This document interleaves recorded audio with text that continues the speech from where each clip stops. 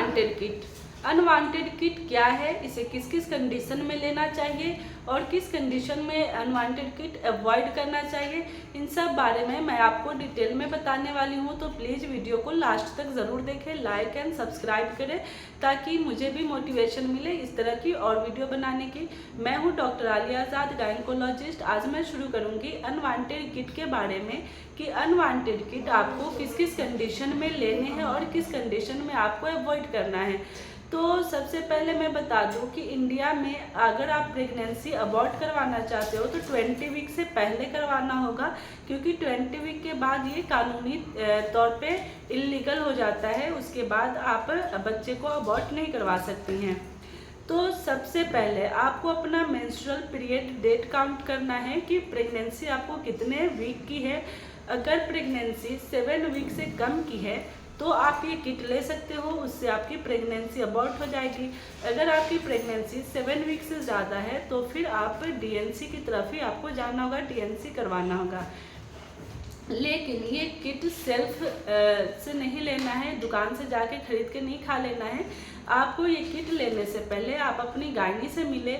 Kit लेने से पहले वो आपको एक अल्ट्रासाउंड सजेस्ट करेंगी, क्योंकि अल्ट्रासाउंड हम लोग इसलिए करवाते हैं ताकि बच्चे की लोकेशन पता चल जाए, अंदर सिंगल फीटस है या फिर ट्विंस फीटस है, इसके बारे में पता चल जाता है, और आपका प्रेगनेंसी कितने वीक का है ये भी पता चल जाता है। तो इसलिए अल्ट्रासाउंड बहुत ज़रूरी है कोई भी किट लेने से पहले, क्योंकि क्या होता है कि अगर आपका बच्चा ट्यूब में है, ट्यूबल प्रेगनेंसी है, तो फिर ये कॉम्प्लिकेशन बढ़ जाती है, जिसकी वजह से हम लोग पहले ही अल्ट्रासाउंड करवा लेते हैं किट देने से पहले। उसके अलावा आपको ये किट लेने से पहले ये आपकी प्रीवियस सर्जरी नहीं होनी चाहिए, क्योंकि प्रीवियस सर्जरी में किट लेते हैं फिर भी जो प्रोडक्ट ऑफ कंसेप्शन होता है वो स्कार से चिपक जाता है। तो कई बार किट लेने के बाद भी वो जो आपका जो फीटस है वो पूरी तरह से कम्प्लीटली अबॉर्ट नहीं हो पाता है, तो फिर डीएनसी की तरफ ही जाना पड़ता है। इसके अलावा आपका ब्लड ग्रुप निगेटिव नहीं होना चाहिए, क्योंकि इसमें जब हम किट देते हैं तो बहुत हेवी ब्लीडिंग होती है, और हेवी ब्लीडिंग की वजह से आपको कभी कभी ब्लड की भी ज़रूरत पड़ सकती है और इमीडिएटली निगेटिव ब्लड ग्रुप हमें मिलता नहीं है। तो इन सब बातों का आपको ध्यान देना है। इसके अलावा अगर आप जैसे मैंने बताया कि ब्लड ग्रुप निगेटिव है या प्रीवियस सिजेरियन है, तो खुद से नहीं लेना है, डॉक्टर से मिलके डॉक्टर की एडवाइस से लेना है। अब ये किट लेते कैसे हैं, तो इस किट को लेने के लिए आपको डॉक्टर बताएंगे कि ऊपर एक गोली रहती है, बड़ी गोली रहती है जो मिफेप्रिस्टोन की होती है। वो गोली अगर आज आप सुबह 7 बजे नाश्ते के बाद लेती हैं तो फिर उसके नीचे 2 गोली रहती है और फिर उसके नीचे 2 गोली रहती है, नीचे फिर 4 गोली रहती है।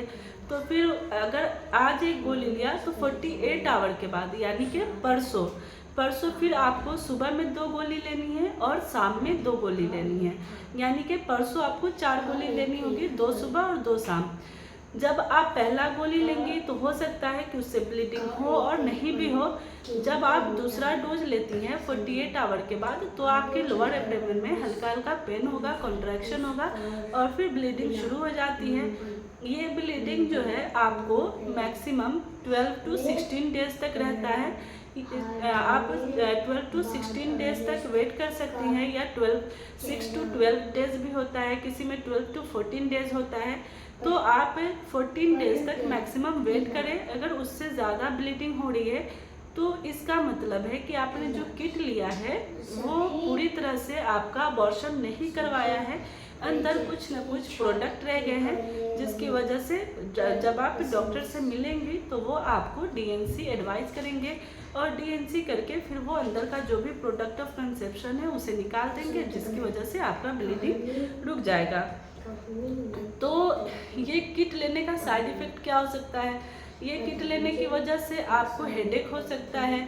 इसके अलावा हेवी ब्लीडिंग हो सकती है, क्योंकि हेवी ब्लीडिंग नॉर्मली किट लेने के बाद होगा बच्चा अबॉर्ट होने के लिए, लेकिन कई बार बहुत ज़्यादा हेवी ब्लीडिंग होने लगता है। गश में यूरिन के जैसे लगेगा, जैसे यूरिन पास हो रहा है उस तरह से ब्लीडिंग होने लगती है। खड़े होते ही पूरा यूरिन जैसा ब्लीडिंग पास होने लगता है। उस कंडीशन में आपको वेट नहीं करना है, आपको अपने गायनी से मिलना है, अपने नज़दीकी अस्पताल में जाकर एडमिट हो जाना है, तब वो वहाँ पे जाने के बाद आपका डीएनसी किया जाएगा। फिर आपको अगर ब्लड की ज़रूरत होगी ब्लड चढ़ाया जाएगा, इंजेक्शन लगाए जाएंगे ब्लीडिंग रोकने के लिए, फिर आप स्टेबल हो सकती हैं। तो इन सब बातों का ध्यान रखने के बाद ही आप किट ले, अपनी गायनी से मिले, उनसे सजेशन ले, उसके बाद ही आप अपना किट ले। सेल्फ मेडिकेशन नहीं करना चाहिए क्योंकि ये आपके लिए बहुत ही हार्मफुल हो सकता है और आपकी प्रेगनेंसी कितने वीक की है उस पर भी डिपेंड करता है कि आपको ये किट लेना है कि नहीं लेना है। तो आप जब भी किट ले अपनी गायनी से ज़रूर मिले, इन सब बातों का ध्यान ज़रूर रखें, उसके बाद ही ये किट लें।